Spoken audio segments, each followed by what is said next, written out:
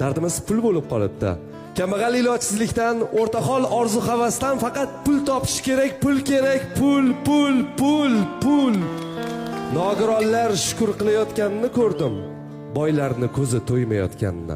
Firibgar mashayniklar o'zidan qahramon yasab biznes motivatoriga aylanib va'z o'qiyotganini, olimlar, oqillar, donolar panada yashirinib, berkinib turganini, haqdor noto'g'ri bo'lib chiqib, qarzdor uyalmasdan do'q urayotganini, ariza yozayotganini uchratdim.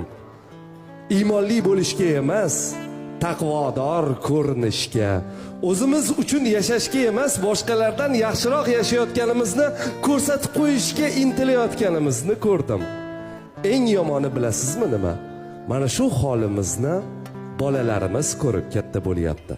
Dubay shokoladi bilan stories qo'yish, velosipedga pulimiz yetmagan joyda Gelenwagen rulida video joylashtirish eng to'g'ri ish deb o'ylayapti. Siniy traktor bilan bolaligi o'tib ketyapti.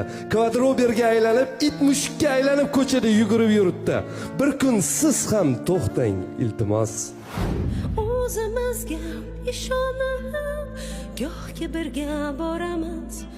Musibat yetgan chog'da zaif titrab qolamiz.